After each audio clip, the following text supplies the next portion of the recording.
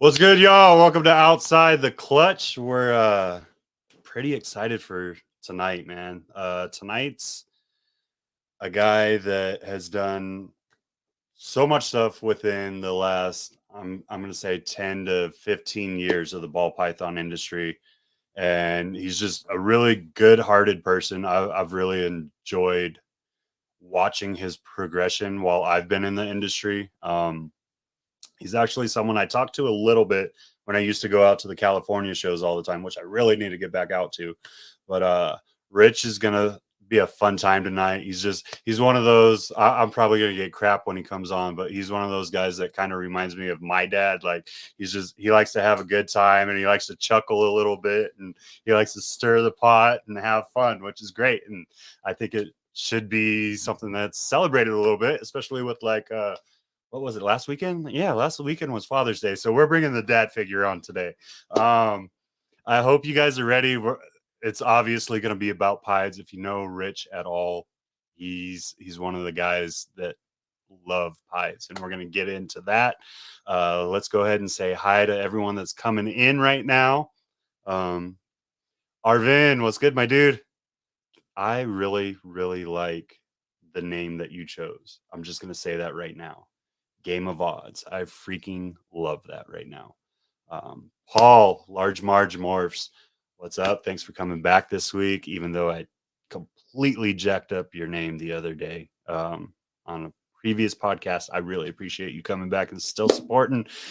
I'm horrible with names. Y'all know that. I'm going to have to look at it like 4 or 5 times to say it right. Kent, what's good? How you doing, brother? Ray, I know. Let's go. I'm always late. One of these days, I'm going to catch up on time, and you guys aren't going to know what to do. I give you that little 5-minute buffer. Eric's Morphs Factory, and I can neither confirm or deny, but Rich says he's wearing pants. We'll see when he comes on. I'm not 100% about that. We'll find out. That was a bad joke. That was horrible. I don't know why I said that. What's up, Miss Holly?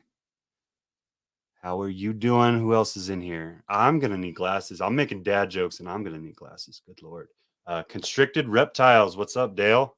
Thanks for coming in. Mr. Gundy. I love this man. Love this man so much. You cannot say enough. And we'll get into a reason why he's here. I'm sure we'll find out tonight. It's one of the big things we talk about. So let's kind of jump into it. Let's talk about the people that keep this show running. Besides y'all, you guys do a fantabulous job of keeping me motivated and keeping me going. But our sponsors, our lovely sponsors, they are so good to us, and I got to give love back to them.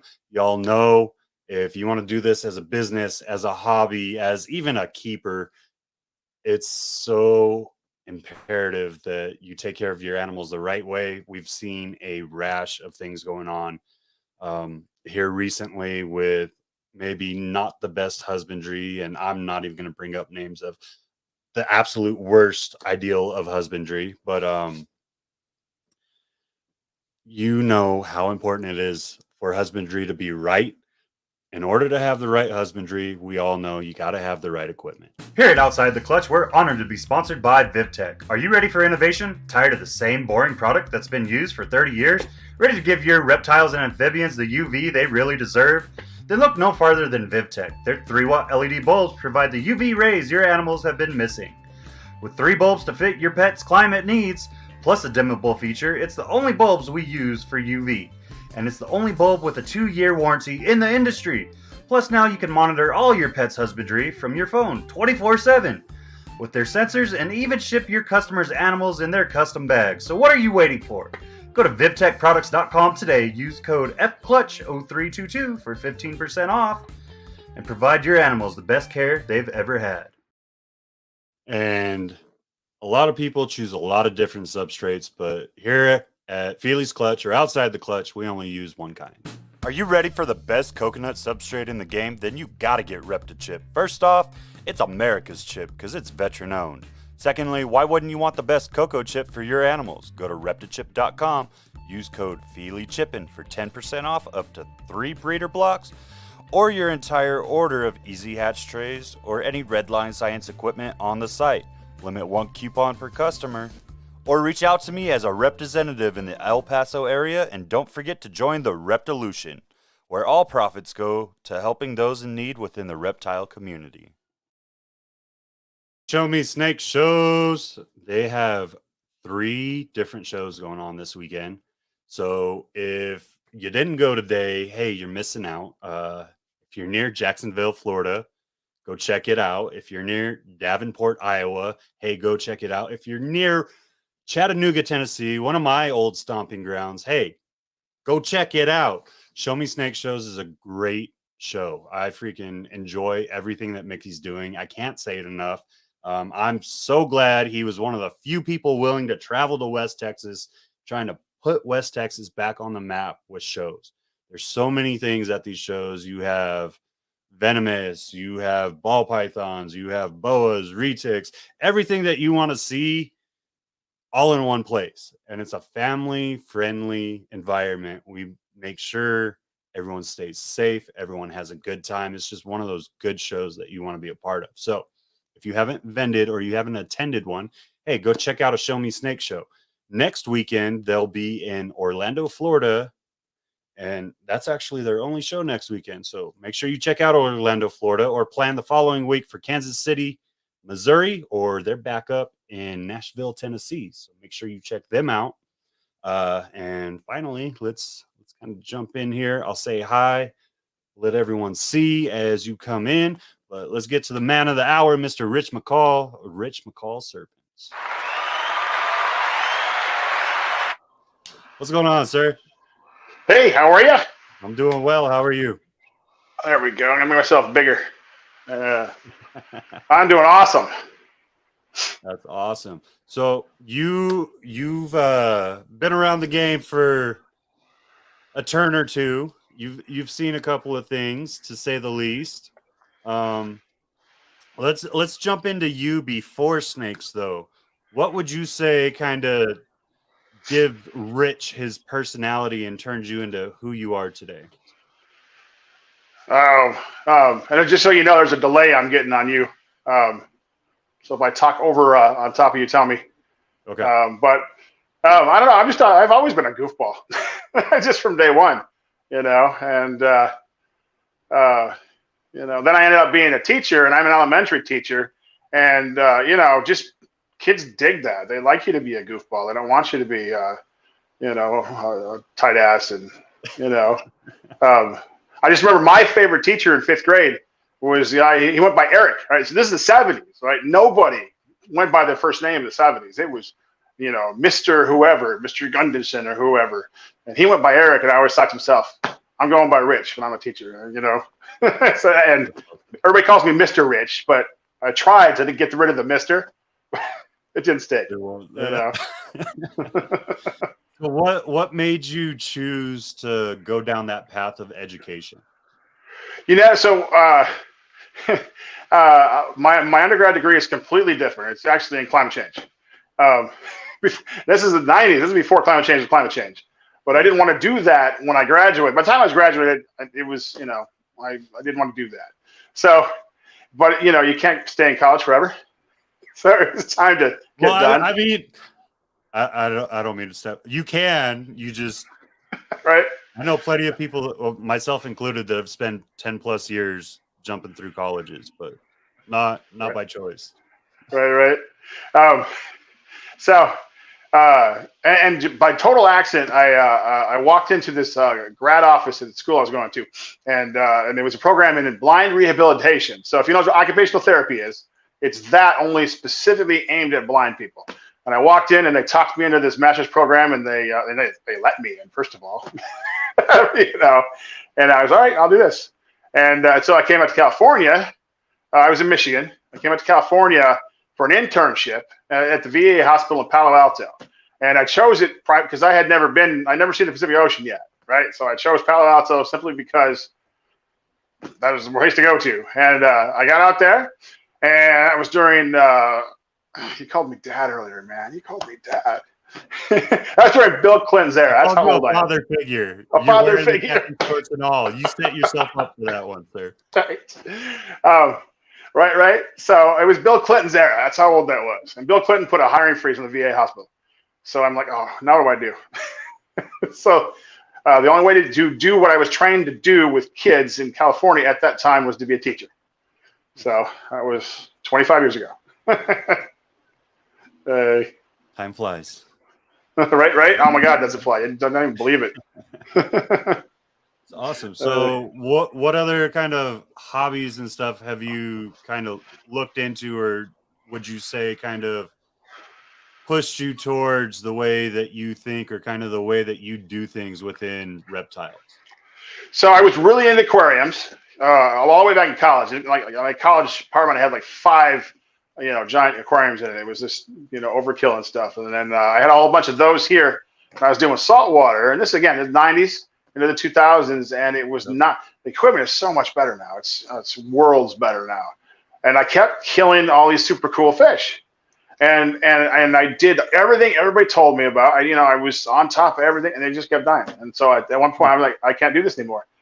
I can't keep killing them. So I got out, but you know how that is. You still want to do something, but it's I pretty much 2 years later, I got some tarantulas, and they were cool. I put them in my classroom because my wife was like, all right, you can have those in your classroom. So they went to the classroom. And then I walked into East Bay Vivarium, which I don't know if you guys ever heard of that. It's a relatively famous reptile store. It's been around forever. And I wanted to get it's just a snake. My first snake as an adult. And they talked me into a Honduran milk snake. Told me it was going to get, maybe 4 feet long at the most and be all mellow. Well, I still have him. He's really old, but he's still fantastic. But he's like, almost 7 feet long. He's definitely a male. I watched them pop him. I watched the hemipenes come out. So it was the first time I actually ever saw someone pop. I don't know how long it was after that when I saw my first pied. And boom, that sucked me into this whole hobby. I mean, my God, pieds, right? I just, and I couldn't afford them at that point. I don't remember. I want to say they were like $2,500, $3,000 a piece at that point. And if I had spent $3,000 on a pied, my wife would have thrown bricks at me. She would just you spent $3,000 on a snake. Actually, I very much feel that one. We went into investment mode last year, and I got looked at sideways a couple times. Right. I know I paid. Good, babe. It's for. I swear, it's not just a pet. Right. Exactly. I came up with a little business plan stuff when I got going in it, but it's like, look, honey, I can do this. Right? I think I bought het pieds, and they were. I got a great deal on 3 at $700 a piece. They were like $1,000, and this guy was selling me 3 for $700, and it was still so much money, right? I was like, oh my God, I can't believe I just spent this much money on a freaking snake. What was it like? Because that's your first ball pythons, and you really wanted them, but what was it like jumping in that way right off the bat? Like just saying, I'm going to drop this large amount of money, and hopefully it just works for the best. I had a moment where I'm like, I don't believe I just did that. I had that total moment. I figured I could keep them alive, and I wasn't even sure of the husbandry at that point. They were a little bit harder than a Honduran, but they're not that hard. But honestly, at that moment in time, the man right there in the comments, Mr. Gundy, Brian Gundy. That's when I found him. And he's here I'm in the Bay Area. He's in San Jose, and I'm watching all the same videos everybody else watched. And Brian's videos, I mean, if you go back, he goes back to if I'm dad, then he's grandpa. Well, that's Brian. I was actually going to make that comment. So I like to refer to him as my grand mentor, because I was mentored by Earl from Lone Star Reptiles. Okay. And Earl was mentored by Mr. Brian Gundy, so I call him my grand mentor. Right. Yeah. He's a fabulous dude. I cannot say enough. Like, such a good heart, so much information, and like the way that he's open about everything. I wish more people were. So many life lessons come from him. I can't wait to see him again, actually. And he's so open with his, he'll let you show up. He'll let you come to his place. He'll show you all his stuff. He'll tell you everything you want to know. And part of it for me also, I watched all the videos and like nerd Nerd had like everything back then. They were like the top of the heap. They were where Canova is right now at that point in time. And but he's like up in, was he? I don't even know. Massachusetts, Maine, somewhere up New there. Hampshire. New Hampshire. There we go. Somewhere cold. And when I found Brian, it's because I didn't even know about him, even though I was living in the same community basically. But I was looking for someone who was living arid in a dry climate like I was, because it's it's a different way to do things, So that's how I found Brian. Yep. Okay. So yeah. Nice. That's where that whole star came from. You found mentorship right away. You realize that I actually have to do this the right way. I'm not gonna just hope and pray on it. Not saying that prayer doesn't work. That sounded really bad. That's a bad expression. I don't know other people's beliefs, but I believe prayer works. So, but hope and prayer is one thing. I believe you pray and then you ensure that it happens, which is what you essentially did. You went out and you found your mentor and you're like, I'm going to make this happen. That delay's killing me. Yeah, right. I know. You're all way behind, and he looks pretty goofy, but that's okay. We're both getting the delay, so it equals out in the end, I think. Yeah, we're good. We're good. Right. We'll figure it out. So what was it like when you initially stepped in? Like when you walked into Brian's facility and started to learn, were you just like awestruck, or was it kind of like, okay, I need to really hone in on like this specific skill in order to ensure that I'll be successful as well? There's definitely some awestruck in there, because I was going from owning 3 snakes and a snake in the classroom to walking into an actual real building. You walk in there and it's hot. The whole building is just hot. And a little bit humid, and he's got all these snakes, and he's here's what you're seeing on YouTube on the videos live in front of me, and that was just incredible. He just started telling me stuff, and I knew I had questions, but he told me stuff I didn't know I needed to ask, just how you do stuff. And right. He's got this incredible incubator that someone gave him that, I don't know, Brian, if you still have that or not, because it's pretty old at this point, but it was like a scientific incubator, like something you would find at Upjohn, or that's how old I am. Upjohn doesn't exist anymore, does it? Some pharmaceutical company. Maybe out there. I don't know. Let's be talk smart. a little bit about jumping into it. So you started learning from Brian. You had your hets, and you decided, I'm gonna breed. What was he said, yes, I still have it. What was the mindset going into that first initial year of breeding? It was, honestly, I just wanted to do it. I just wanted to make sure it happened in the first place. I didn't know how to do anything, right? So, I didn't go into it. I didn't have all this, like right now, all this business management everybody talks about. I don't know crap about business. I'm a teacher, right? And so what I was doing is the snakes were going to have to pay for themselves. And I wasn't going to use, I wasn't using the mortgage money. I wasn't popping out, anything that was going to anger my wife. I wanted to still be married at the end of all this stuff, right? And so, actually, I sold off some toys. I sold some guns off, and so on and so forth. That's how I actually got my first snakes sold, or snakes bought, that is. And and I've told this one other time on a different podcast, but I'll tell you anyways. My very first clutch of eggs, I killed them. And I watched them dying, and I watched them dying. They were drying out, and I didn't know. Well, that doesn't look normal. And so by the time I figured out how I had screwed up, I was done. They had passed the point they couldn't get any moisture back inside them, and oh my God, that was devastating. I was so angry at myself, And I actually just threw it away because it broke. But I had this little tiny.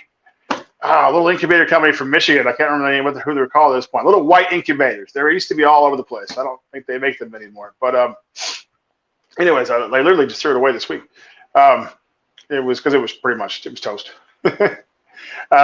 And then, but then the next one came out. I was trying to make pies. I made het pies, and I got like 6 het pies and 2 pies. That's all I got. It was It was het to het that time. I didn't even have a visual pied at that point.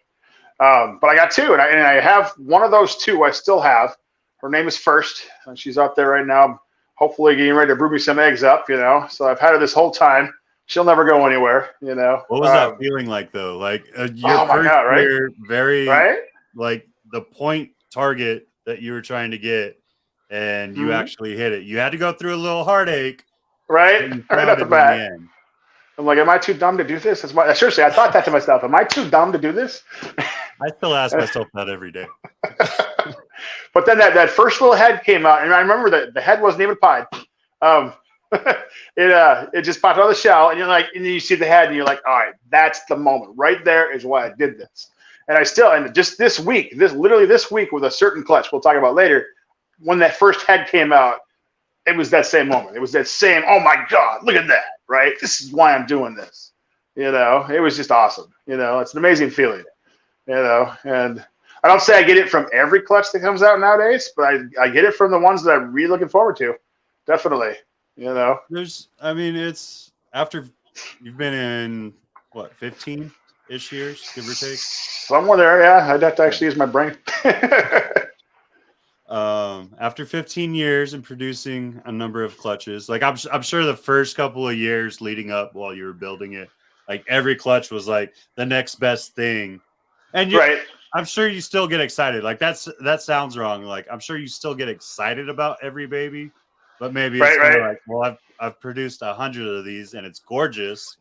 Like the changes in the line of the polymorphism, like obviously is going to do something, but just that the experience kind of pulls you and it keeps you calmer than like that first reset. I was geeking out on my first recessive. Actually, funny story, even though it's not about me, but my first recessive I ever hit was a double recessive. So that was pretty Oh, cool. wow. Yeah. But it's a different experience. So like the first recessive I hit was a DG Clown. The second recessive was in the same clutch, and it was just a normal Clown, and then everything else was like yellow bellies, fires, cool stuff to go with it. But right. That's a pretty hefty first. Like, I love it. Like that is freaking. I looked at my wife and like, there's no damn way. Like there's no way I hit that. Right. But yeah, man, that's a hell of a first hit. 5 years. It took me 5 years, but I finally had a visual.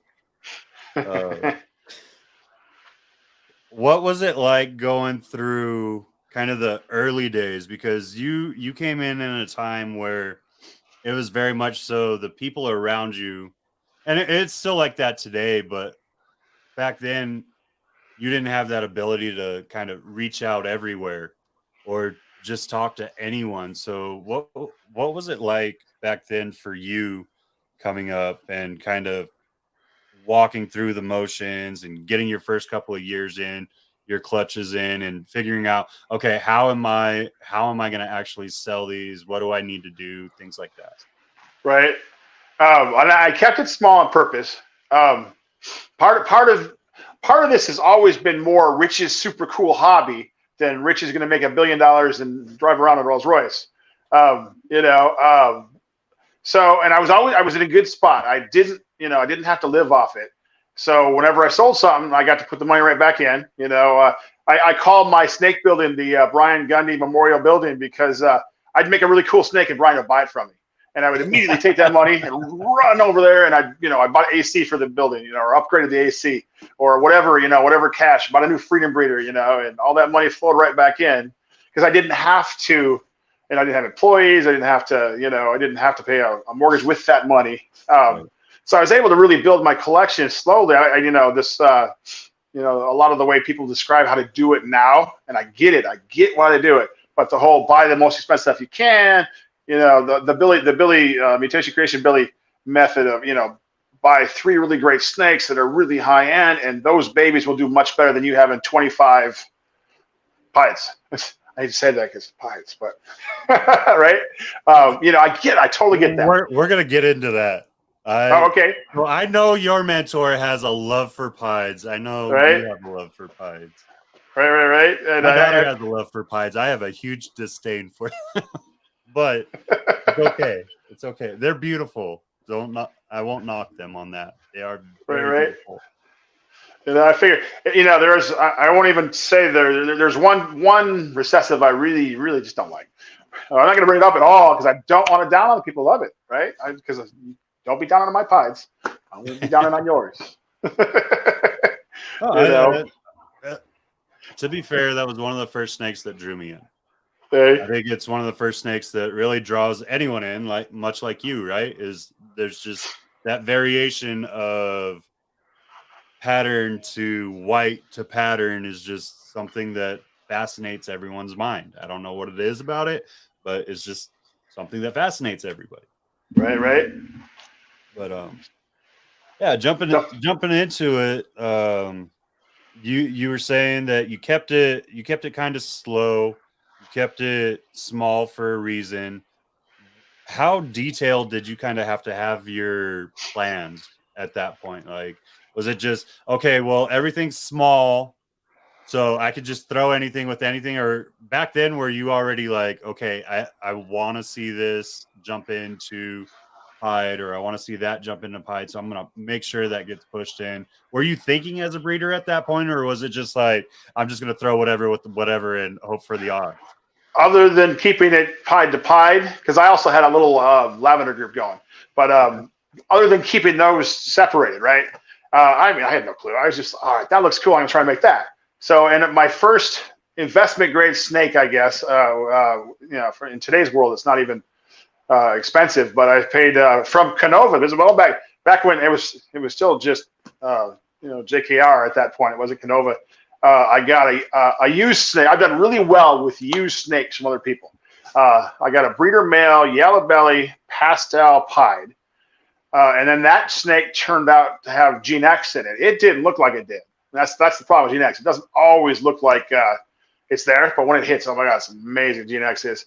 But I bought that animal, and I bought it totally to make pies, to sell pies, to pay for other snakes. Because pies, they were still selling for a decent amount at that point. But that was the extent of my breeding plans. Was I bought that snake, and that snake. That's an amazing. That's the best $2,500.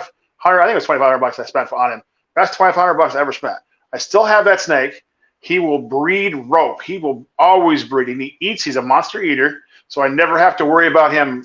He eats all through breeding season. He doesn't stop. All these years, he's never gone off feed.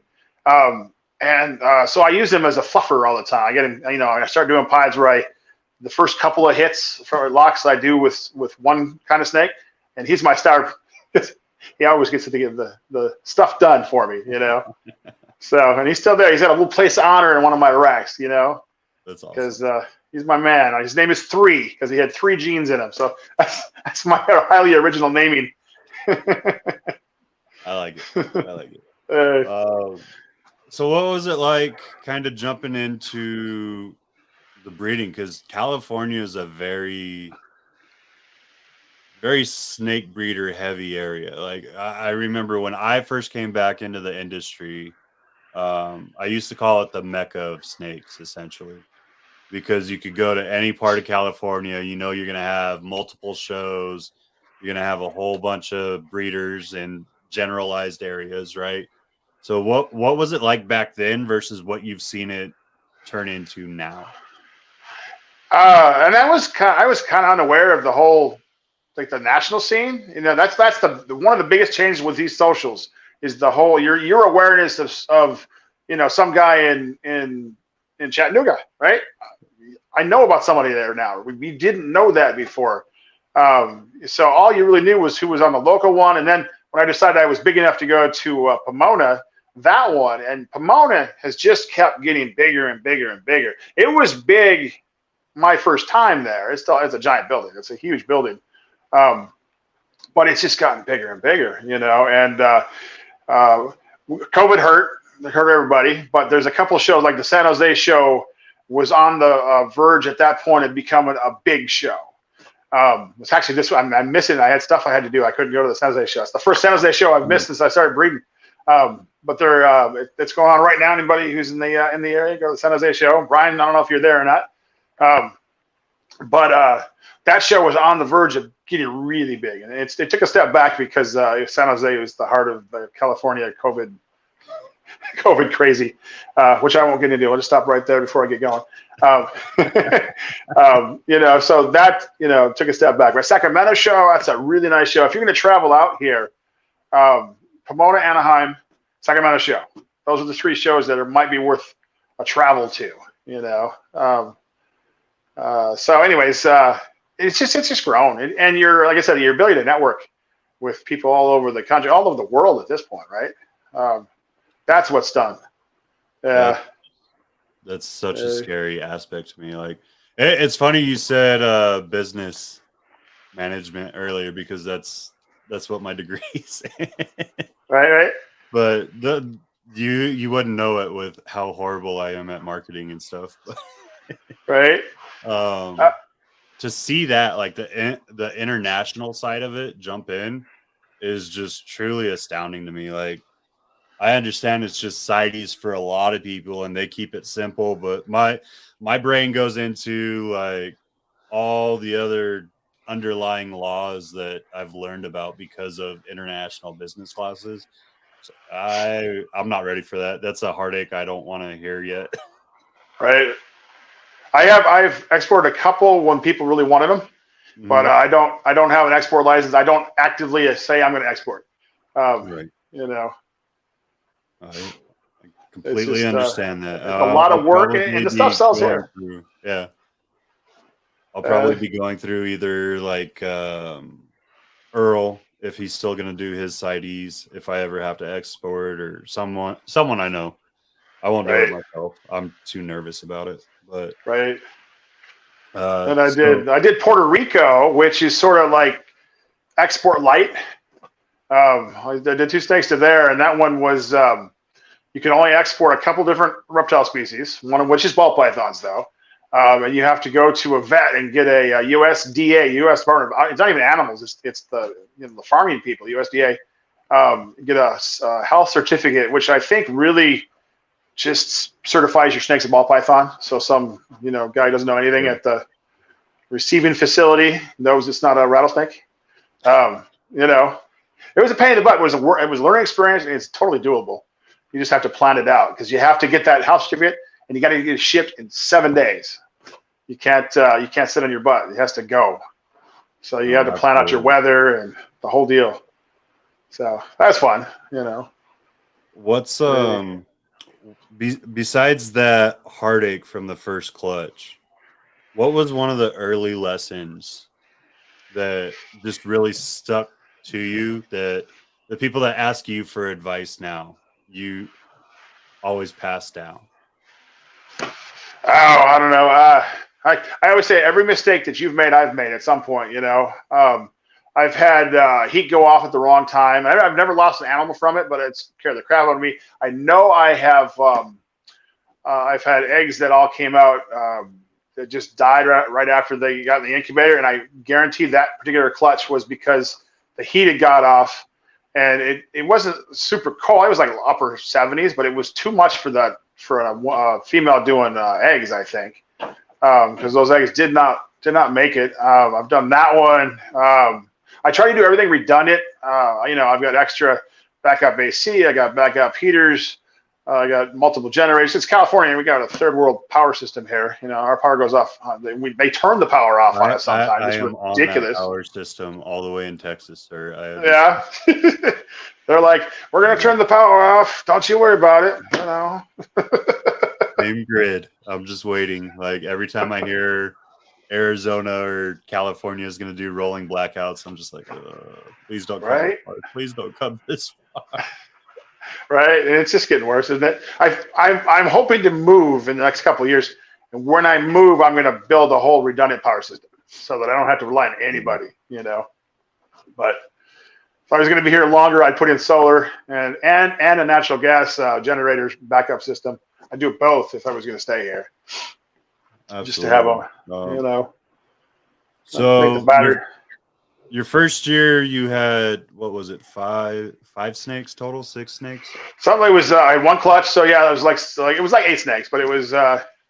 Oh, you mean for the Well, I breeders meant for then? your breeders. Yeah, Yeah. yeah. I had God, I want to say I had three breeder het pieds, and I think I had I had 66% het lavender females that 3 of which proved out and 1 didn't, and that was my first and only. I just don't do 66%ers unless it was something really, really rare or something that was a side part of the project in the first place anymore. But I mean, way back then, I was like, I just don't do Can I tell you about process. this is gonna make me feel bad, Rick. That DG clown came off Uh, of a possible 66% double hit. yeah, right. They didn't even know. They were just like, we think it is. Oh, that's the best when they don't even know. I've done that a couple of times. That's when you get the free genes, and you're like, oh yeah. I love it. Yeah. I love the long odds. I won't gamble, but I'll play long odds on snakes all day. Right. If you make it yourself, that's one thing. And I'm not, I don't want to pay extra for a roll of dice. Exactly. At this point at least, So but there was you went through that the first year. How did you watch yourself grow over the years? Because I know when I started, it seems like every year I double almost, and then I have to force myself to wean back down to what I feel is comfortable.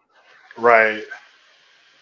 That's the best way to do it. You have to figure out. I mean, I've watched multiple people jump into this hobby and get. I always think of. I hate to say it, the $1 Million Kid. That remember him? They jump in, they buy all this stuff, and they've never had. Maybe they've had 1 or 2 snakes, but even 10 snakes is a whole different ballgame. And I grew. I had one 10 SB 70 10 rack, and then I bought and. Actually, Coral Glow Pieds. They paid for my next set of racks, so I would sell a Coral Glow Pied. Can't even speak. Anyway, the Coral Glow Pied, and I think I sold one of those to Brian too. And then I bought those the Freedom Breeder 1010 racks. And once you buy a Freedom Breeder rack, you don't go back. You're just like, oh, look at this thing. I could climb on top of a Freedom Breeder and do a little dance, and then I'd fall off and I'd break my neck, but I could do it. The other, I won't mention who it was, but it was a brand that's still around of plastic racks. It leaned. I had to put it together myself, and that was part of the reason why it leaned. But I was so glad to get rid of that thing, just because it leaned and it bothered me so bad that it leaned. I couldn't fix it. It was just terrible. So that's how I grew like that. I grew slowly, like in sets of 10. And then I got a little bit bigger, and I bought a 40 rack, and I was like, oh, 40 rack. That's so awesome. At this point, I got 3 of those. And that's, and then I stopped because I figure at this point, I don't want employees. That's part of my little reptile fantasy world is no employees. I have that at work. I don't want to have that when I'm doing my own thing. Hey, Gray, what's up, man? I did it gradually enough that I knew what I could take care of and not take care of. And I've gotten too big and had to dial it back. And that's for me keeping holdbacks more than it was for me buying stuff. Your eyes get bigger than your plate, right? Right. You start hatching stuff out, and you're like, oh, well, I don't need it, but it looks real pretty. I don't want anyone else to have it. Right. Like, okay, I really don't need it. I need another tub. Right, exactly. Had females that are really good that no one's really going to buy, but they're actually not bad. But I don't really need 30 of them. So now I try not to make those. That's the key, is to try not making stuff that won't sell and that you don't need yourself. Absolutely. What over the years, because I would only assume you've probably done close to between 500 and probably 1,000 clutches at this point over 15 years with your size of collection. Is there like an individual clutch or an individual baby over that timeline that's just kind of stuck with you throughout all of it? Like, I understand first, and obviously she holds a special place in your heart and always will. But right. outside of that, is there just like a baby where you were like, I can't let this one go, or if I do, I'm gonna have like the worst seller's remorse in the world. Absolutely, and it became a key snake. But my very first orange dream pied, I still got her, but I knew she was staying, forever when she came out, and I made 2 orange dream pies in my first shot, and actually Justin bought my second one. I thought that was just like cool as hell, man. Justin bought one of my snakes. That was so long ago. He probably doesn't even still have it at this point. He's probably not in his collection anymore, but I still got her, mine version of that, and that turned out to be just beyond a key snake for me. But she's definitely that one. And then I've got one of my first asphalt pies.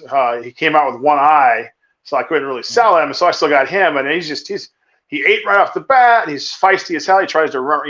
You open his tub up, he tries to run away because he's just going somewhere, and he's just a cool snake. I like him a lot, and then I have one that I was given this. It's a normal. Her name is Super Sue. It's just whole story itself. So Super Sue was this big female normal someone gave me, and it's how everybody asks, "Hey, you want my snake?" All the people that my kid got a snake at the show, and I don't want it anymore. You want it? No, I don't want your snake. That was the first and only time I've taken the snake.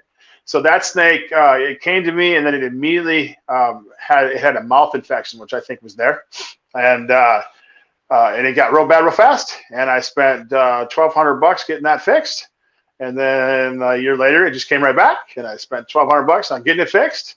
And let me put it this way: I still have it. And the snake's, God, she was already 10 when I got her.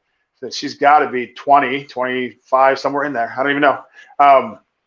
She looked terrible. She's all scarred up. Her head's totally scarred. She looks like one of the snakes they pull out of Africa sometimes, But, I've spent a couple grand on vet bills on this snake, and she's a normal, But she likes me. If I want to go hang out with a snake, I want to get a snake in my lap that wants to curl up on me, it's that snake. Nice. So she's never going to go anywhere. I would never put her photo online, though, because I would get roasted. Talking about the thing that just happened, which we don't really need to get into. People would not understand about that snake, but because she looks so bad. That's a tough area to be in, and that's why I like Brian, and I like people like you, and I love Earl because he's so forefront about everything. I feel like more people should be, but it's very much so when you're creating content or you're presenting your brand. It's hard to do it sometimes because you can almost expect before you post some things the backlash that's going to come from it. Right.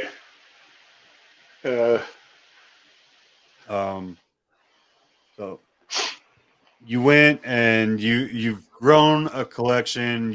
You've realized that you want it to always be something that just you can handle. So over the years, has your sweet spot changed, or are you still trying to find that sweet spot after 15 years, or what's kind of the overall goal? I'm not sure if I have a goal for numbers. It kind of fluctuates. Like before COVID, I was really steady, and then COVID hit. And you know how we were. We're like, I can do whatever, right? And so I totally increased. Kept a bunch of stuff I probably shouldn't have kept because I had time. And you're not even thinking about the fact COVID someday is going to end. And I'm in California when we tried to keep COVID going pretty damn long. I had a lot of time where I was not, doing school on a computer instead of in real life, which was, don't even get me wrong on that one either. Pathetic. But I had a great time because I did all kinds of work and stuff. And so that was too much though. Once I went back to work, if you notice my YouTube videos, I stopped making videos because the one thing I could cut out, social media is easy to cut out. Instagram's too easy to make a fast 2-second video, you're done. Whereas YouTube, even if you're being fast, it's still 3, 4, 5 hours to process because you have to edit and I'm a babbling idiot, so I have to make sure I don't babble too much. So I'm actually coming down now. And the other thing I've always done because of that is I try to breed all year. I could bury myself in babies if I did everything on Thanksgiving, the classic kickoff date. If I did everything on Thanksgiving, I'd bury myself. I wouldn't be able to handle how many I could make. So I try to do it year round, which has mixed results depending on what time of the month it is, or what area of the year it is. I still think it's easier to do it in November to start it. I think that's the natural, you know. But I've tried everything, you know, snakes. Introductions. You know, right now I just started the next phase. It's this month for trying to get babies in fall into winter, you know, have babies then. So I just started doing that one. Hey, Gray, I see you there. This is where all the stranger stuff's going to come from, man. Gray was asking me about that stranger clown stuff. I met him my first time in California. Yeah, right on. Over at the San Diego Super Show. All right on. Yeah, right. What I like about Gray is Gray involves his whole family. I think this stuff's awesome. You're awesome, Gray. I freaking love watching. I'm gonna butcher it. I'm so bad with names. Miranda. Okay. His daughter. His daughter. Yep. Yeah. I love watching her when she goes into it because she starts getting sassy. And it's just like you can tell she knows she's on camera. She's like, I want to do this, but I don't know if I want to do this. And I'm just gonna play it. I really enjoy those videos. If I'm gonna do the shout out right there, if you guys haven't watched them, Miranda's a hoot. You guys really need to check out Gray's Reptiles. Oh Lord. Right on. The joys of kids. Yeah, right on. So I think the other. Go ahead. I was saying the other growth area for me, at least, was the show thing, right? Mm-hmm. At first, I'm like, you know, I don't know. You go to a show and you're like all intimidated. I realize at the show already, you know, and they're all. You can tell that they all know each other and they're buddies, and you know, there's a click thing going on and everything. But finally, I was like, yeah, screw it. I'm going to a show, and you know, because I hear people online chatter about this all the time. You either like shows or you don't like shows. But I love shows. And they're just fun, right? But my very first show was the San Jose show, and I think it was the first time the current people who do the San Jose show, that version of it, it was their first or second show.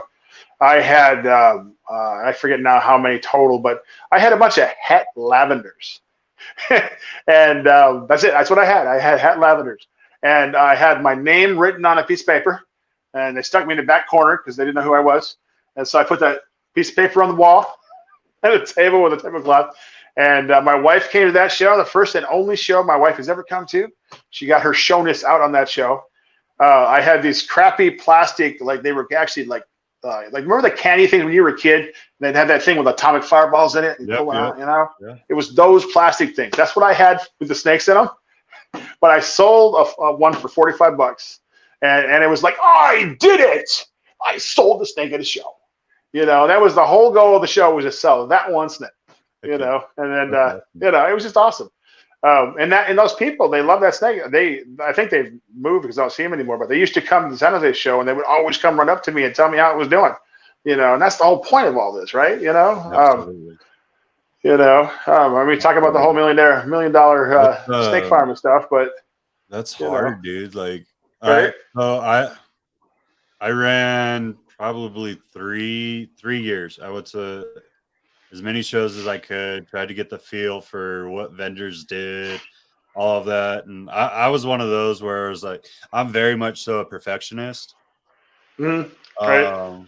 Like, I applaud you for being able to do that, because I wouldn't have been able. Like, I had to have the rolling banner. I had to have full tablecloths printed out. I had to have the professional displays.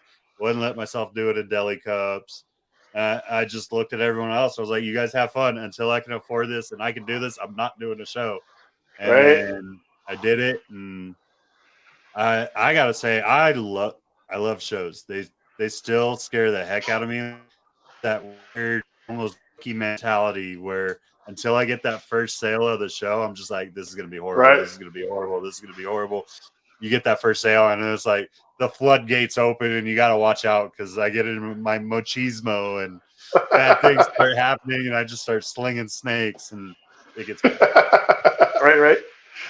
But I love it. I only do like one a month, if that. But to me, that's a lot of shows. I couldn't, well, especially still working as a teacher was, I couldn't do one a month unless they were all here in the Bay Area, and that would saturate the market. But yeah, my philosophy was, you can't learn how to be at a show unless you go vend at a show.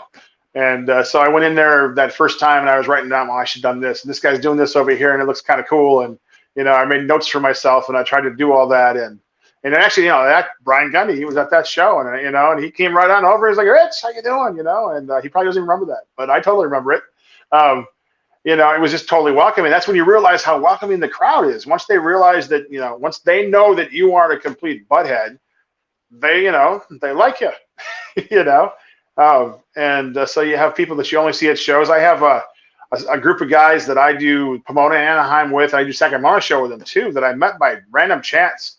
And we vend all the time together. We share space all the time and that's the only time we ever see each other. We're total pals, and they're not even ball python people. They do tortoises and skinks and stuff. And it's we have nothing in common when it comes to their reptiles and my reptiles. And so it just works. It's really nice. Nice little end cap setup. Yeah, right. And we can hang out and we can crowd walk and talk about people and. That's the dream, dude. That's the dream. I've been talking to so I partner with one of my buddies that lives out in Tennessee, and we interchange animals throughout the year. And I told him, I was like, once you're ready to vend regularly, because I have a spot at Arlington, I fought for that, and I don't care if I got to go up there with just freaking business cards at this point. I'll always have a table at Arlington now until I'm dead. But I was like, we need to get an end cap, and I want to get Anna on one side because she's sassy, and I want to get me on the other side because most of the time I'm not sassy. I'm super sweet, and then we'll just have our other friends right here, and we'll just interchange with everybody and send everyone on the end cap. And I think it'll be the greatest thing ever. And Anna's gonna totally whoop my butt after she listens to this later. But and I think it's gonna be great.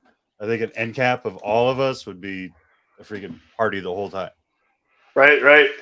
Yeah, absolutely it is. It's just awesome, and randomly, just finding shows though, one of my big pals in reptiles is a guy named Dean Holm. He does Dean's Reptiles and Rodents out here, and he just was next to me one time, and we just started talking, and we had all kinds of stuff in common, and we're total. He's actually my rat guy now, but he wasn't even my rat guy at that point. Just so many friends that I've made. The scene is just awesome, and okay. Yeah. So how long did it kind of take before you went from that comfort breeder to, okay, I'm going to start heavily investing, because you're now in some projects that are extremely up there? It still took a while because again, I'm trying to stay married, and my wife, snakes have to pay for snakes, but at this point, snakes pay for snakes much easier than they used to, and part of that is I'm heading, like I said earlier, this has always been sort of Rich's super groovy, hobby, but I'm heading for retirement, and because I want to leave the state, and in order to do that, I got to retire, and I would like to, do this more professionally and more full time, and therefore I straight up got to upgrade, on projects. So I started doing that. I got myself into some more hefty projects, and I'm trying to have a vision, and I jumped into, I think if Billy from Mutation and Justin and Oz are going to let you pick their brains, jump on those patrons, and their patrons and stuff, and listen to their stuff. I probably just insulted someone who's like, he's not my patron, but they're giving you their knowledge. Pick that stuff. Go do that. And then sift through it and take what you want, and leave the rest out and do what you want to do. But like you said, the business part of it. You have a degree in it, and I could teach a kid how to walk. I'm really good at that, but I have to hire someone to do my business stuff because, online, because otherwise they'd be like, tax? Am I supposed to take taxes? What?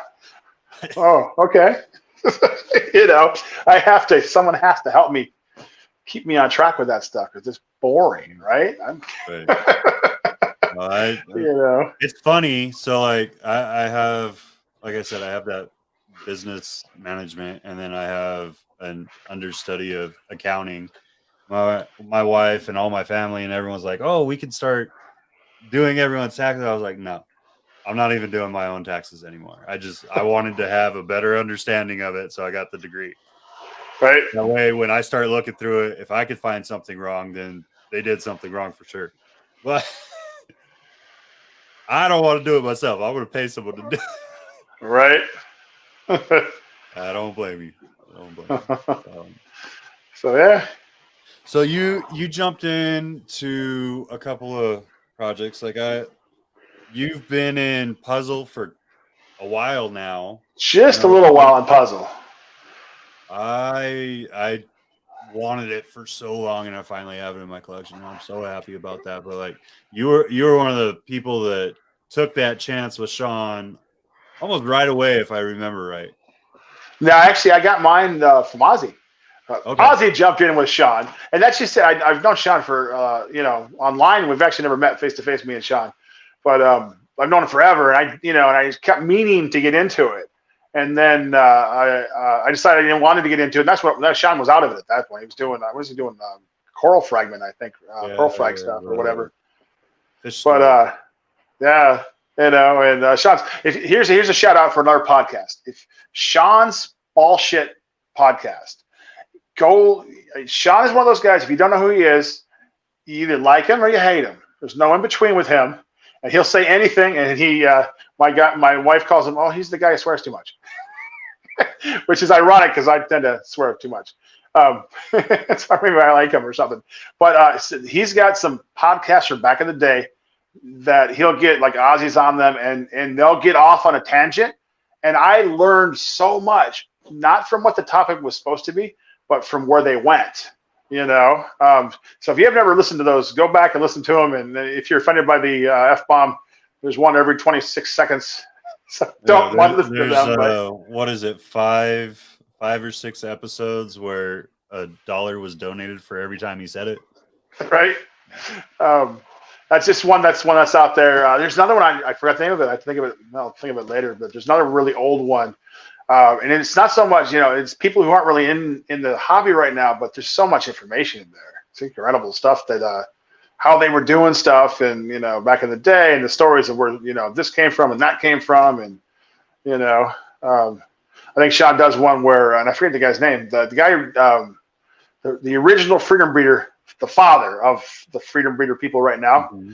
And he starts telling his Africa stories, and there's like, oh my God, what they were doing to go get snakes back in the day. They were going to Africa, and they were going through little villages with no food, and the food in your backpack is what you had to eat. There was nothing else, And it's some incredible stories. Crazy stuff. Yeah, right. Yeah. So I don't know. Go listen to those things if you haven't. Lindy Johnson. Yeah. The Lindy story. That guy's brilliant. He's all that freedom breeder stuff. That's the brain behind that. So yeah. So you got into puzzle, and you have pieds, and you got into Stranger right away. Right. So as soon as Stranger broke, I got into Stranger. But puzzle, like I said, puzzle is the first one that has excited me almost as much as pied. And I should have grabbed some snakes and brought them with me. I have some Orange Dream stuff that might have Weirdo in it because it came out of Ozzy stuff. But just the het alone is a killer animal. It has to be a het because I made it with one of my Orange Dream pies, and it's amazing what came out of that, and I'm just blown away with it. And I think there's a lot to do there. Apparently it makes a pie that you can see. It's part of the, you can see the pie in it. So that's important to me there. But apparently it doesn't make a good clown. That's what I'm hearing. I haven't actually seen the results of that, but I'm hearing it doesn't make a good clown. And right now, clown is king, right? Well, a lot of people have said that. Some people are saying that the clown or the puzzle clowns that were hit, I think it was 3-4 years ago. I don't even remember who it was, so I'm not trying to throw anyone under the bus at all. But that those may not have been visuals, but it may have been like the Krypton going. Oh, right. Like that with puzzle. Right. But I think Krypton has the eye stripes, right? Mm-hmm. Okay. Mine doesn't have that, so mine's definitely not Krypton. But But it's what is it about puzzle? Because I know for me, I'm all about pattern changers. and that's I love color, but puzzle and GHI and things that like completely wonk out hurricane. right. I haven't touched monsoon because it's so overly powerful. It It scares is the crap super out of powerful. Yeah. me. Um, that's his puzzle was aptly named. You know what I mean? It does look like puzzle pieces, and that's what I really like about it. Um, the puzzle beast says he wants a puzzle sunset. Right on. And yeah, it just like I said, I haven't done. I'm just making hats. You know, my goal is to make myself a bunch of hats and then get some real powerful males and run them through there and stuff. But you know, I started mixing into pied. You know, so I'm hearing it has a viable pied, but not a spectacular pied. Mm-hmm. You know, I haven't seen very many examples of it at this point. But you know, but apparently, you know, I did a clown mix with them, and that's apparently not going to be useful. You know. Yeah.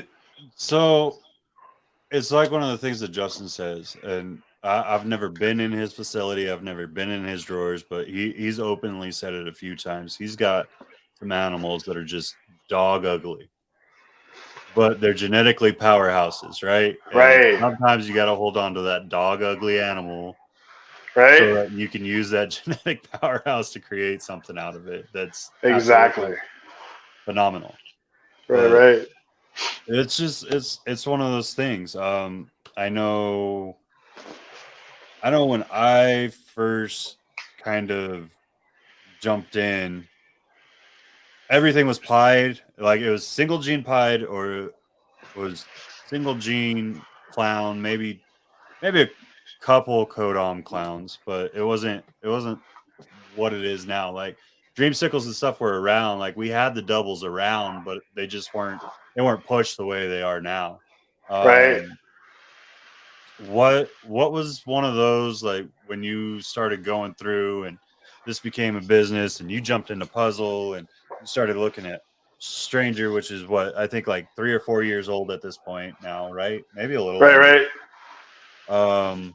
What's some things that you looked at doing? Like, were you planning double recessives right away? Are you still trying to just focus in and like hone in on what you want and then work it up, or what's kind of your plan with that? So my plan with double recess is, and at first I thought it was kind of goofy. I remember someone explaining to me that they were going to try to make quads, and this is like 10 years ago. They were going to try to make quads. And I was like, well, quads are either going to be really cool or they're going to be so, you know, inbred they're just going to die. You know, I mean, just thinking about putting all those recessives into one animal. Obviously, that's not true. You know, at this point, we've gone beyond that. My first thing was Pie Clown. That was the obvious one. And just yesterday, I saw somebody posted somebody else's photo of the Stranger Pie Clown, Yep. and so it's a totally viable Pie Clown. You can tell it's the Stranger in there, or at least you know that it's not a regular Pie Clown. So that gave me some hope because that's one I'm working right now. I've got 5 males that are all 100% pied and posset clown. That's one I'm going to do the jag test on to make sure, dial them down to make sure who actually is het clown. But I got them on the rack growing up regardless. So that's one I'm working on big time. And then my big one that I've had for a while, and I was just jumping to this one. I told you about this earlier. I'm gonna drop a video myself on this one. But my first double recessive that I actually made was Xanthic pies. And I made them by total accident. Out of the blue, I made these because I didn't know I had Xanthic in my collection. And I was trying to make super orange dreams. And so I took the original orange dream het pied I got from Justin. That father I bred back to that very first orange dream pied just to make. I was trying to make super orange dreams pies before anybody else did. And at that point, no one had actually. There was none online. You know, World of Ball Python. There was none on there. So that's what I was trying to do. I was trying to jump on top of that thing. And instead, though, I made even better. I made that's my princess right there. That's what I call her. She that one's super orange dream, Xanthic pied, and that's my second or third clutch is where she came from. That's my AI right there. I'm all into AI right now. But isn't she gorgeous? Look at that head. Oh, she's awesome. Absolutely. Anyways, so one of her sisters right now. I have one so she's super orange dream. I have one that is orange dream. Exantic pied, and I just bred. I did pied clown up till 25 millimeters on the ultrasound, and then I popped in a desert ghost clown. And so, with any luck, that's who took the clutch. I figured the worst case is I'm going to get, they'll be head clown too. But now we got the genetic test, so I can figure it out. Instead of waiting 3 years and being surprised, I can figure out if it's got DG in it or not. And she's right now she ovulated and she's brewing those eggs up. And if the DG is going to be viable, because everyone's worried to run it as a simple recessive still. Right. So I'm I not don't going to get started on that. Right. I barely understand what happened, and I figure, you know what, I'm just gonna keep plugging away. I watched all the videos you guys all watched, so I have probably as much understanding as you. And in the end, I'm like, little tears are coming on my eyes, and my brain started coming on my ears, and I'm like, all right, whatever. Let's just keep going with it. They put out new DG information. The entire ball python community. The sky is falling. The sky is falling. Right. It's just one of those. Like I think it's going to be a great tool, but 100%, I think people they're trying to put a solid on just basic information that hasn't been completely quantified yet. Right. I saw Gray just popped up there that my amazing looking orange dream exanthic pieds. The reason they're amazing, I can give you an answer, right? So I figured it out finally. I have not officially announced this. I've actually only told like 3 people before now. This week I hatched out a clutch that qualified what I've got. I solved the mystery finally. So originally I didn't know what it was. I got these from Justin originally. He didn't know what they were. I ruled out TSK, and then I kind of ruled out VPI. I did 2 clutches with a VPI female, but I used that het male. And so I got, like 15 babies and no visuals, and that's a pretty good indicator that it probably was a VPI. It's still a het though, so it wasn't 100%. Exactly what I remember reading that, what he just said. Exactly. It's all about finding out what works. So anyways, I figured I had to do this correct, so I got a MJ exanthic pied directly from Marcus, and I saved a virgin female of mine, exanthic orange dream het pied, and I bred those guys, and I just got the eggs this week, and it is MJ. I got 5 visuals. I should have brought them and showed you here, but I didn't think about that till we were going. No, that already, means if you guys want to see the proof, you got to go to Rich's channel. Yeah, and give his channel some love. Right. It's supposed to automatically upload like right now, sometime in the next couple of minutes. Which I didn't do that on purpose at all, but I thought we might be done by now. So I had it on the auto upload. But so I figured it out. I have MJ pied, and I agree, Beast, that MJ is. I've actually always been impressed by MJ. Argument VPI. Examples of all of it. I've seen some pretty bad examples of some of them. I think it's all about keeping the best ones. So yeah, I figured it out. It is MJ, and I'm quite excited about that. And then the other part of that one was I kept not making males. That's why it took so long. I kept not making males, just odds god stuff. And so I bought one from Justin's line, which should be my line. Last year, and he's just up to size, and I've got him with his first clutch. Wow, and that's another one where I used another snake to get it to 25, and I'm trying to steal the clutch, and he's got Enchi in him. So if there's any Enchi in the clutch, it's him. The other snake didn't have Enchi, so that was the telltale right there. So that will tell me for sure that his and mine are compatible, and it will tell him that his is MJ, and stuff. So. That's where I'm at with that one. I'm very excited about that. And talk about grabbing the whole excited by that very first clutch when that first head came out. When I saw that the first of those pies that was coming out of those eggs this week was fully exanthic, that meant it had to be MJ, and it was the same. And run around, grab the dog. The dog's like, "Don't grab me! Why are you grabbing me?" And no one's excited but Rich. Rich is excited again. And my wife's like, "You're crazy," Those are the moments we breed for, though, right? That's the whole point of Absolutely, this, absolutely. right? Right? Something crazy, man. Like Uh, I, I don't know how to explain it. Like I get this little kid glimmer in my eye, exactly. and my wife's like, you're becoming an old man, but your voice just broke a little bit, or you sound like a little kid again. I was like, I'm freaking excited. Uh, No, so those that's are my those are the best moments. right. It's like Christmas every day. Right. Exactly. Exactly. So yeah. So I'm very excited about that. That's awesome. So where do you kind of see yourself? Because you said you're looking to retire from education here shortly. Where do you see yourself going? So, and real fast, I saw Brian's thing. Thank you, Brian. Thank you. Thank you. That means a lot coming from you to me. Um, so what I'm gonna, so I want to physically move, and on my radar is North Carolina because my wife, my wife's from here. How She's from many the Bay people are Area, going right? there? And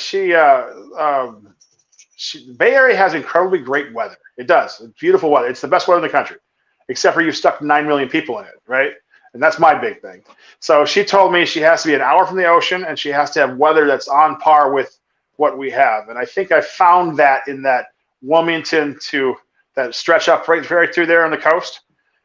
They seem to be very close to a little bit hotter in the winter. I mean, the summer, a little hot in the summer, a little bit cold in the winter, but just a little bit. Most of it's pretty close. And I'm from Michigan originally. If you left it to me and she would just follow me, I'd go buy a house on a lake in Michigan so I could fish all the time. I don't really want to deal with winter, but it'd be worth it to have my access to a lake where I could, walk out the back door and jump on your own boat and just go. That's the dream. That's the Michigan dream, you know. But she does not want winter, and I'm willing to go anywhere outside of California, except for Oregon and Washington. And, You don't want to head north? no, I think they're on the same downward spiral we are. Um, and I'm just going to shut up right now because you do not want me going on that one. See you, Gray. Right on, man. But what I want to do is to move. I want to reduce and reduce to the more powerful stuff. The more we talked about. I think it's a great idea. Billy's. I think it's tier 1, tier 2, tier 3. He talks about those, and I totally I see that. I 100% understand where he's coming from with that, and that's where I would go. There's a couple of snakes that are never going anywhere. My Super Sue, my normal, and first my pie, and they're never going to go anywhere. But I've got other snakes I've held on to. I've actually still got a couple. I think 3 of my original het pies. I got them. And it's time for them to move onward. And they lay like 12, 14 egg clutches because there's, the big mature females. But they're just a het pied. And, I want a big mature female that's, het pied and 4 more genes on top of it, Right. And so I'm getting those. Those are coming, right? At some point, my super orange dream exantic pied girl is going to be an old girl who's outclassed by genes, but she will never go anywhere. That snake's just amazing. So that's where I see myself going. Smaller, more lean, but a little bit more higher end. I say, from a business perspective, right? Pies, base pies. I've sold them anywhere from 250 to 500, but they were 400, 450 forever. And that made it worthwhile. I mean, the corn snake guys would kill for their bottom end snake to be a $400 snake, right? Instead of $25. It's just a fantastic place to be. And those have come down big time to the point where I'm sure it'll come back at some point, but I think we're a little saturated in that market. Yellow belly pies. I used to sell those $600-700 a piece forever, and I'm seeing them on. I haven't sold one in a while, but I have seen them online for $250. I'm like, what are you doing? Stop that! Stop that! But you can't stop it. You know what I mean? It's a free open market, and I support that completely. So, I'm watching orange dream pies come down. What's some of the things that obviously the downsizing is one of them, but as someone that's trying to move myself here relatively quickly, one of the things that I always think about, because my animal stuff alone takes up an entire moving trailer, like between the rat production and the snake production and the enclosures for the retic and all of that. Like it takes an entire moving truck just for my animal stuff, and then probably another full moving truck just for the house, if not more. I don't want to say that. I'm gonna hope not that. I'm gonna try to downsize house stuff more than I. No, I'm just. But like, what are some of the things that, especially with a cross country move, like that's a Right. huge move. The time of year has to come into play. The weather all across the country has to come into play for you on Right. that. There's so many aspects that you got to think about. What's some of the things that you're trying to like prepare ahead of time besides just downsizing, or things that are on your mind for those that grow up a collection and then even contemplate doing what you're doing or what I'm doing on a much smaller scale, but still trying to do? Right. I've been totally thinking about how to do it. I put a lot of time into that. One of my pals, Jason Amos, he used to be here in the Bay Area, and he moved to Oklahoma. And so, I watched how he did his. He got a trailer, and and he's a plumber. He's a handy guy. He knows what he's doing. And I'm an idiot when it comes to tools, right? So I have to think that part of my personal toolbox is the fact that I'm crappy with tools. So do I do that? Do I get an RV where it's already got that kind of thing? And then I thought, all right, what if I go, way small and I ship it? Is it going to be cheaper if I drop it off at FedEx and then jump on an airplane and pick it up? I've thought about that one. I'm leaning still more toward the drive myself. And then of course, weather-wise, it's going to have to be, mid late spring or mid early fall, where the shoulder season.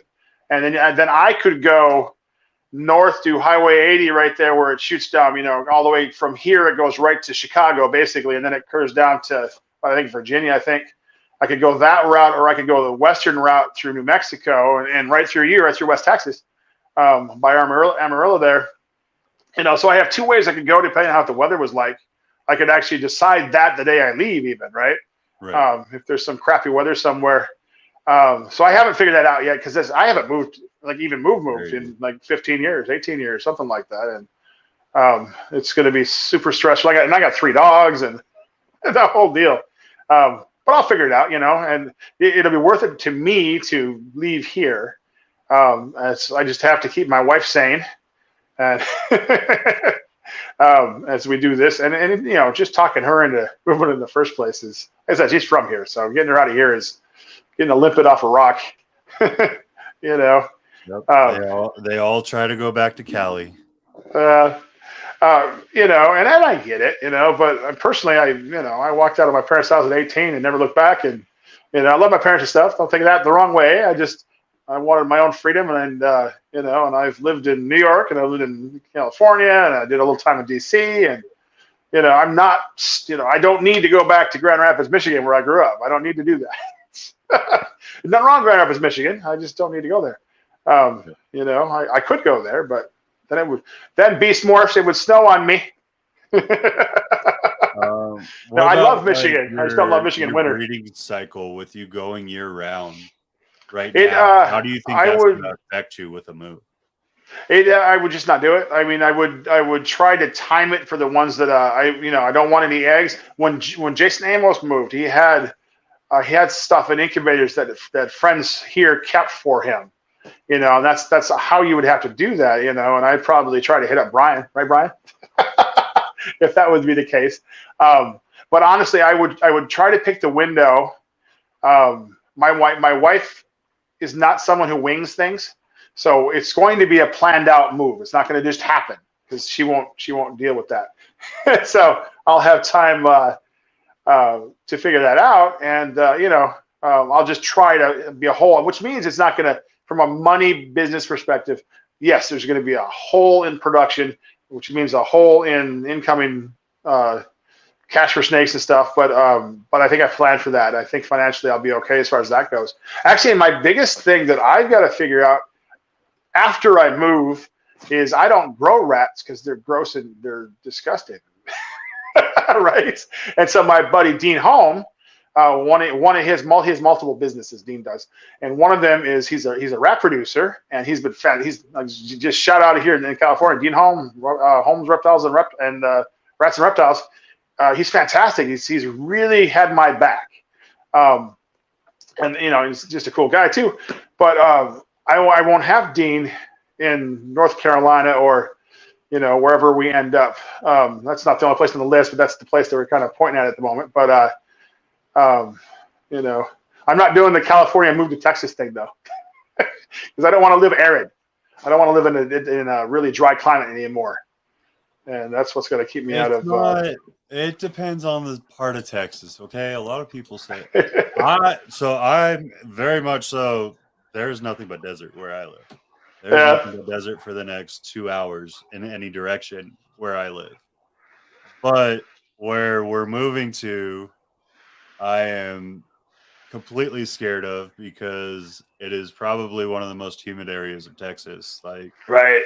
It feels like Michigan in summer almost. Right. Okay. Between the heat index and the humidity, it feels like Michigan in summer. Right. I don't know how I'm going to handle it. My wife seems to, like, her allergies and the kids' allergies and stuff seem to do so much better up there. Okay, right. So we're planning on it, but it scares the ever-loving crap out of me because I'm going to have to figure out how to take care of my animals a whole new way. And right. We're taking on a lot more than what we have here. Like, I'm looking for actual acreage, and we want a pond, and I want a whole outbuilding to do everything in. Right, like, that's the dream, man. My own pond and essentially a homestead, and just like constantly rotate everything. But I would absolutely do that. My wife won't do that. Yeah. That small bit of country boy that's in me is just like it's time to get away from the city. Right. So, Aaron, Beast Morph's Aaron there. He's in Detroit area, not in Detroit itself. But dude, Lake St. Clair. Yeah. Oh my God, I love that lake. If I was to move back to Michigan, I would be on the shores of Lake St. Clair. I love that lake. Best fishing, just amazing lake. But it snows. I'm too much of a wimp for snow at this point. So the only reason I know where Nerd was when you were saying that earlier is because I lived with my dad. Before I joined the military, I lived with my dad in New Hampshire for a year. Okay. And I was literally an hour and a half from Nerd the entire time and didn't know it. And then I started looking into it. I was like, I could have gone there like every weekend. Right. But the reason I left was they had very mild winters the 2 winters prior. Well, October hits the year that I'm there, and they get hit with a 3.5 foot snowstorm. I was just like, I looked at him. It was like the week of my birthday, and I was like, I'm done. I'm leaving. Right. I don't do snow, and I'm not going to shovel it. I'm not going to blow it. I'm not going to do any of it. Like, I need to go back to the desert where this doesn't happen. I had that moment too, and then I was in college, and it just had a really bad day, and I'm like, why do I live here? But the surprising part is I didn't end up in Florida because Florida is straight down 75 from Michigan, and so we used to jump on that and go to spring break. Drop the hat, you drive to Florida, 24 hours from Kalamazoo, Michigan to Fort Lauderdale. You would just drive it straight through, and I loved Florida, and that's the weird thing. I never ended up there, and now it's off the list though because of all the fish and wildlife in Florida thing. That's I don't even want to move. I don't want to move somewhere and then have them go after ball pythons too. So that's why Florida's off the list. So are you strictly ball pythons at this point, or do you still have a couple others? I got retics. I have 6 Kalatoa super dwarfs, and so they're small, but oh my God, are they feisty? Everyone's like, oh, they're small like ball pythons. Mine are hardcore. I got to treat them with kid gloves big time because their feeding response does not turn off. Like my big female, my original female, I've watched her I use a big giant big hemo thing kind of thing to put a rat in there, and I've watched her miss the rat, hit the water bowl, and the water bowl's a dog bowl, like this big, porcelain, huge, heavy dog bowl, and she grabs the wet dog bowl and picks it up, and waves it around.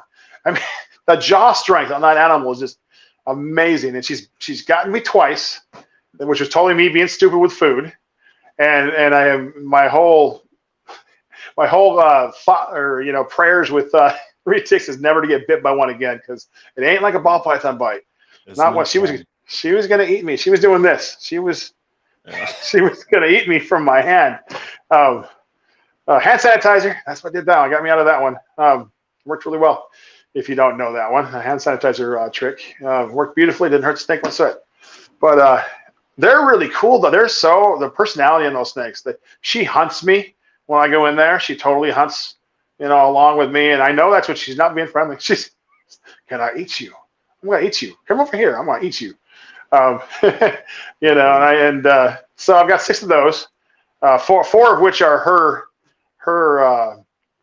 her babies that I made. And actually, here's one. Actually, I haven't announced that. This one sucked. It was horrible. Aaron from Eastport actually bought one of my Calatos at one point. So I did that breeding last Christmas. She was supposed to be due her 30 days after her post shed was Christmas. It was Christmas Eve, 24th. I'm like, oh, I'm getting Christmas eggs. It's gonna be awesome. And so Christmas, nothing. And I watched the ovo. She was glowing. She's gorgeous. No eggs. I'm like, oh, maybe I'm too dumb for this, and I didn't actually see an ovo, And I'm like, all right, what do? And I can't ultrasound her because she's gonna kill me. So what I did was I stuck a rat in her mouth, let her coil on it, and she's making eggs and she's still hitting food, And so I ultrasound her and there's eggs in there. I'm like, all right, crap, what do I do? And with ball pythons, I don't do anything if they miss their date, and I don't do anything. I've heard too many horror stories of going to the vet and the snake just dies.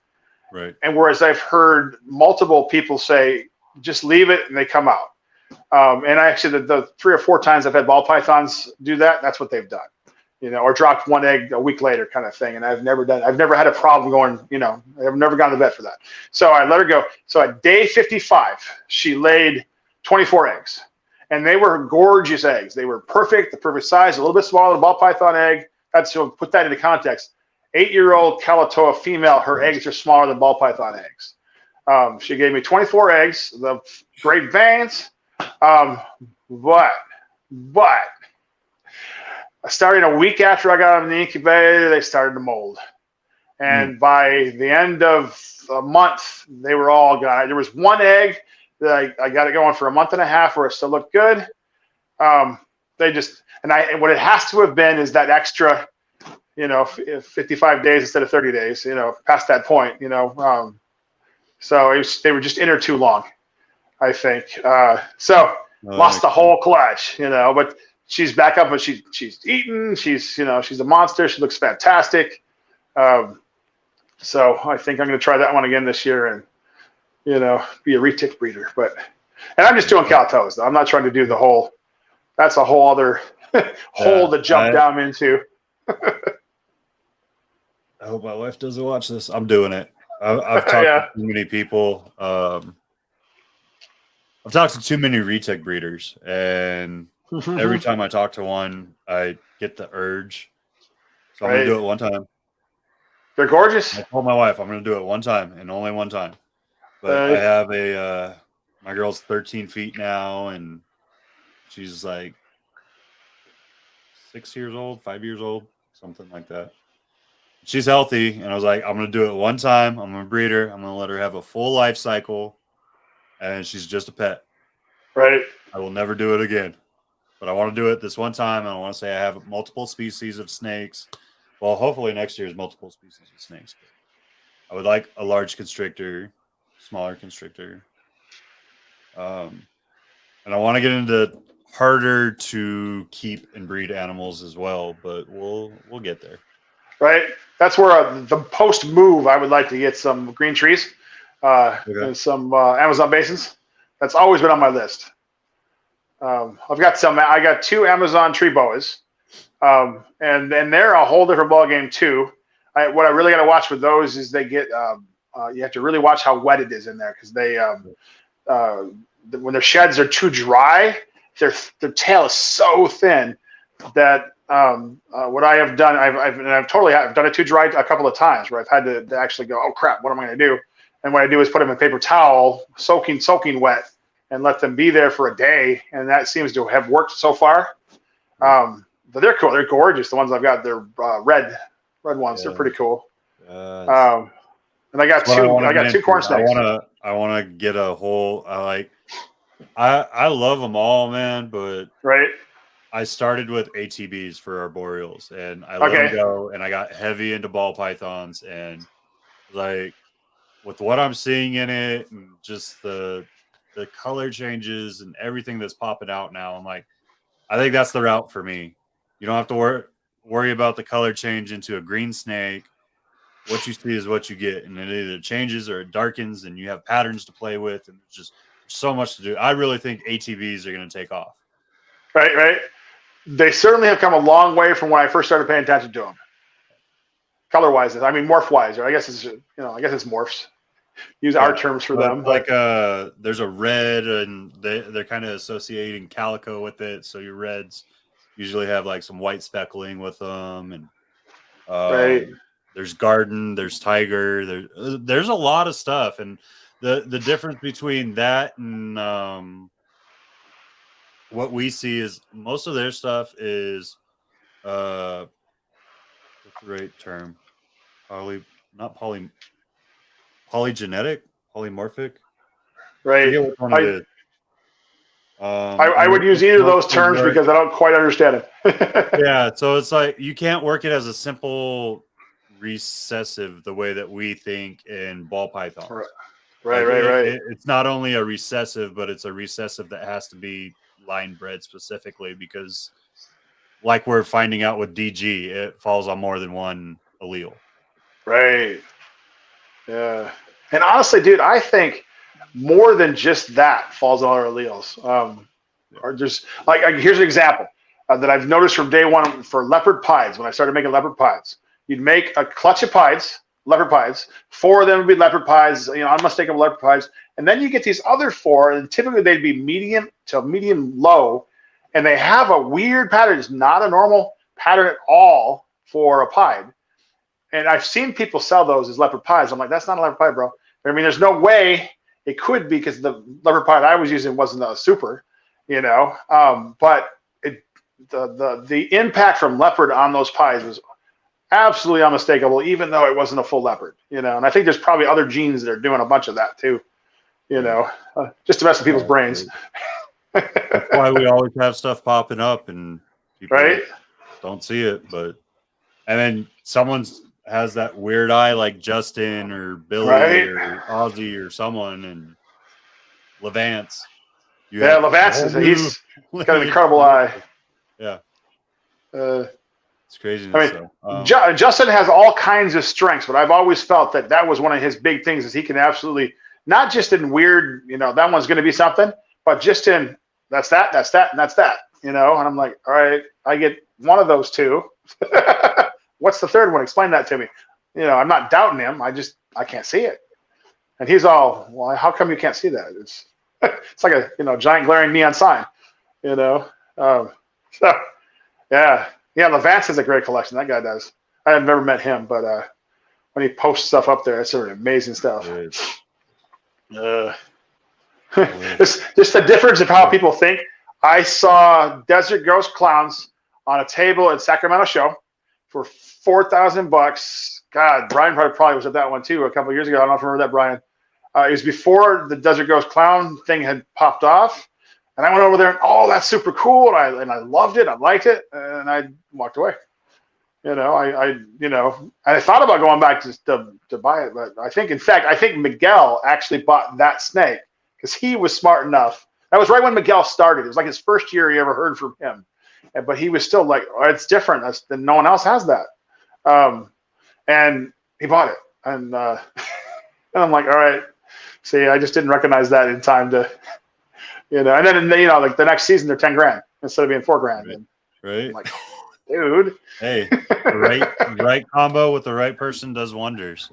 Right. Exactly. Right. But so as we kind of start to wrap this up, how would you say your experience so far has been versus like maybe some of the others that you've seen come and go throughout the years?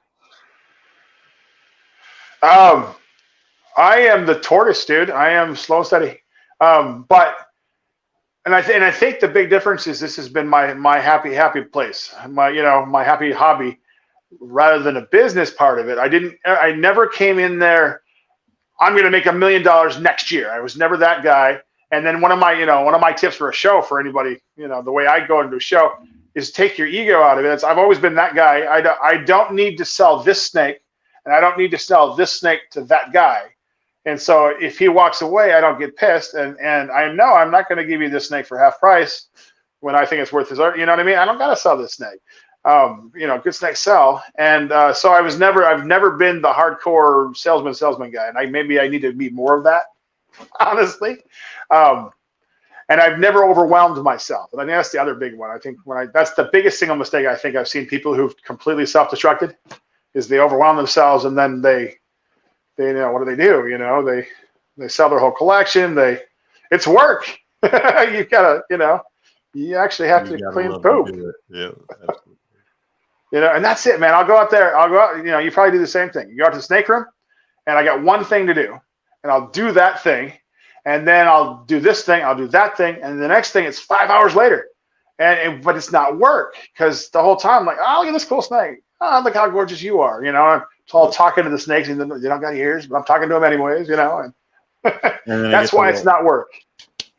On the door, like, when you coming back out? Right. Yeah. And my wife's called me, and how come you're not home yet? Yeah. Oh, that's good. So for those that want to hear more about you, obviously we kind of want to direct them towards you. How do we get a hold of you? And then what's one thing that you would like to leave with the viewers tonight and those that are going to watch it in the future? So as far as Instagram, I do the best on Instagram. I keep up on it, and I actually answer if you actually drop me a line. I got it. I was on Facebook, but I'm not. My Facebook still exists. It's hanging there out in the middle of nowhere. So if you go and try to friend me on Facebook and I don't respond, it's because I just don't do Facebook anymore. I think I pinned a post saying I left, but my mom's still on Facebook, so she still sometimes messengers me and stuff, but I don't really pay attention to it. So that's the big one. And then YouTube, I got to get going on. I was doing really well on YouTube. I actually grew my channel huge, and then I basically, like I said earlier, when I had too many snakes and I went back to work and blah blah. That was the easy thing not to do was YouTube. But I noticed a difference, man. YouTube's definitely important. Less people know who I am and stuff. And that from a sales perspective, that matters. So I need to get that one going. But if you get a hold of me, give me on Instagram. But go to YouTube too. I just dropped a video. It should be there right now. Not right now. Don't leave us. Go back after we're done here and go watch that video if you would. Like and subscribe. Anyways, and then what to leave them with is, oh man, all of this ain't no one going to do it for you. That's, what I mean? If you want this to succeed as a hobby or as a business or both, you got to do this. No one's going to do it for you. I see, as I said, the other one I think I see is people who they want this. They want to have the success. And well, you aren't out there for 5 hours cleaning poop with me.